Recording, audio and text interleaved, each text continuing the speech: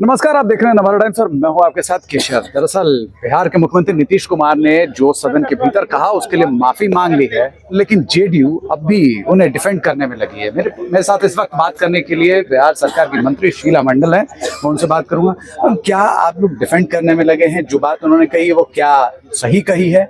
देखिए, डिफेंड करने की बात नहीं है। आप बता लीजिए कि जो हमारे आदरणीय नेता इतने उदार हैं कि उनको लगा कि गलती की है, तो उस बात के लिए उन्होंने सार्वजनिक तौर पे खेद भी प्रकट किया है।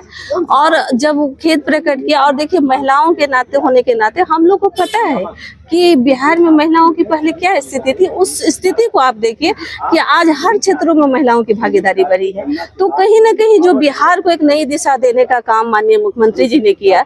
आज देख लीजिए सभी क्षेत्रों में भी शिक्षा की नियुक्ति हुई है। अभी देखिए 1.25 लाख बिहार के मुख्यमंत्री के और 48% महिलाओं की भागीदारी उसमें है। ये कितनी बड़ी उपलब्धि है। आप देखिए हर दृष्टिकोण से वो जो समझाना चाह रहे थे, हो सकता है त्रुटि हो गया होगा, लेकिन जान लीजिए कि वो चाहते हैं, जो विपक्ष लोग हैं उन लोगों को कोई मुद्दा नहीं मिल रहा है, क्योंकि इतना हमारे आदरणीय नेता ने काम किया है, उसको बस कैसे क्या करें वो उसमें लगा हुआ है, इसीलिए इस तरह की हरकत। मैं इसमें एक बीच में आपसे एक सवाल पूछना चाहूंगा कि देखिए, दरअसल बिहार के मुख्यमंत्री नीतीश कुमार ने लगातार बहुत अच्छे काम किए हैं, जिनकी तारीफ विपक्ष भी कर रहा है। बीजेपी की महिला जो नेत्री हैं उन लोगों ने भी उनकी तारीफ की, बहुत बढ़िया मुख्यमंत्री। लेकिन जिस तरह से उन्होंने बयान दिए, अब वो इस्तीफे की मांग कर रही हैं, वो बर्खास्तगी की मांग कर रही हैं। एक बात बताइए, तो मान लीजिए कि उन लोगों ने कहा तो खेद प्रकट किए। आप बताइए कि मणिपुर में जो महिलाओं के साथ हुआ, आज पूरा देश शर्मसार है, विदेशों में भी उसकी निंदा की गई, बीबीसी न्यूज भी निंदा किया। उस समय किसी का संवेदना क्यों नहीं जगा था? वो बोलना, एक चीज होके दिखाना, साफ दिख रहा था, सब चीज दिख रहा था कि किस तरह से महिलाओं के साथ नहीं महिलाओं के साथ किस तरह हुआ, वो सबको मालूम था। लेकिन फिर भी वहां पे इस्तीफा देने की बात क्यों नहीं उठी? नहीं, इस घटना के दौरान जो बीजेपी की महिला विंग है उन्होंने सीधे तौर पे यह भी कहा कि जिस तरीके से ट्वीट किए गए आरजेडी के ट्विटर हैंडल से, वो भी काफी ज्यादा जो है वो खेदजनक है, महिलाओं को अपमानित करने वाला है। जिस तरीके से जो ट्वीट किया गया उसमें सीधे सीधे उनकी योनियों का जिक्र किया गया, वक्षस्थल का शब्दों का प्रयोग किया गया, और उन्होंने दिल्ली और मणिपुर की घटना याद दिलाई कि वहां ये सारी घटना होती रही, लेकिन उस वक्त प्रधानमंत्री मौन थे। क्या लगता है कि इस तरह की भाषा का, महिलाओं के शरीर को लेकर इस तरह की बातों का प्रयोग करना, क्या ये नए गठबंधन का ये नया सिनेरियो है?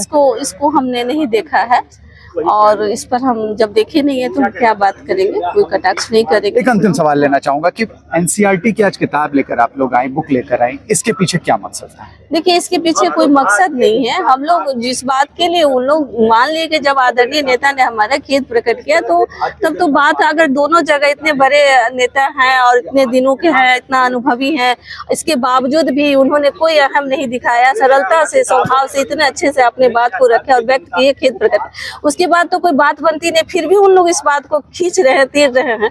तो इस बात के लिए हम लोग दिखाना चाह रहे हैं कि भाई देखिए, एनसीईआरटी की बुक में जब आपको इतना ही विरोध है तो इसके प्रधानमंत्री, आदरणीय प्रधानमंत्री जी से कह करके उसको सिलेबस से हटवा दिया जाए। मैरी मैकलेन है जो विदेशी गायिका हैं, अब उनकी एंट्री हो गई। वो कह रही हैं कि नीतीश कुमार के हाथ से सत्ता लेकर किसी महिला को सौंपी जानी चाहिए। अब महिलाओं को जरूरत है कि वो मजबूती से, ताकत से आगे आए और मुख्यमंत्री पद की दावेदारी। अच्छा, देखिए, बोलने के लिए अगर इतना ही बोल रहा है तो आप जिस समय दिल्ली में हुआ था रेसलर लोग जो खिलाड़ी लोग के साथ हुआ, उस समय भी विदेशों से न्यूज आता था, उस समय किसी का ध्यान नहीं गया। मणिपुर के मामले में भी कई तरह की बातें लोग विदेश से आ रही थी, चर्चा हो रही थी, निंदा कर रहे थे, उस समय किसी का ध्यान क्यों नहीं गया?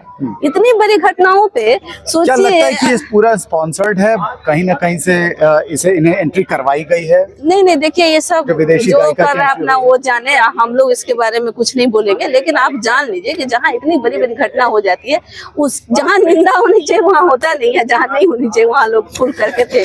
बिल्कुल, देखा आपने, किए थे शीला मंडल, जिन्होंने सीधे तौर पर हमारे सवालों का जवाब दिया और ये बात कही कि जिस तरीके से जहां निंदा होनी चाहिए वहां निंदा नहीं होती है, लेकिन सवालों के घेरे में मुख्यमंत्री नीतीश कुमार को रखा जा रहा है, और जो बात उन्होंने कही वो कहीं ना कहीं उसका गलत अर्थ निकाला जा रहा है, जानबूझकर इस पर राजनीति की जा रही है। सीधे सीधे जो है शीला मंडल इस पर जो है मुख्यमंत्री नीतीश कुमार को डिफेंड करती हुई नजर आई, बचाव करती हुई नजर आई और इसके लिए एनसीईआरटी की किताब लेकर भी जो है जेडीयू के तमाम मंत्री जो है वो विधान परिषद में आए और उन्होंने सीधे तौर पर उन्हें बचाव करने की कोशिश की और ये बात कही कि जब एनसीईआरटी की किताब में उन शब्दों का उनका प्रयोग है और सेक्स एजुकेशन दिए जा रहे हैं और ये बात अगर मुख्यमंत्री नीतीश कुमार ने सदन के भीतर कह दी तो इसमें बुराई क्या है। यानी सीधे तौर पर जो है जेडीयू अब इस पर बीजेपी पर पलटवार करती हुई नजर आ रही है। सहयोगी साकेत के साथ केशव सुमन सिंह, पटना।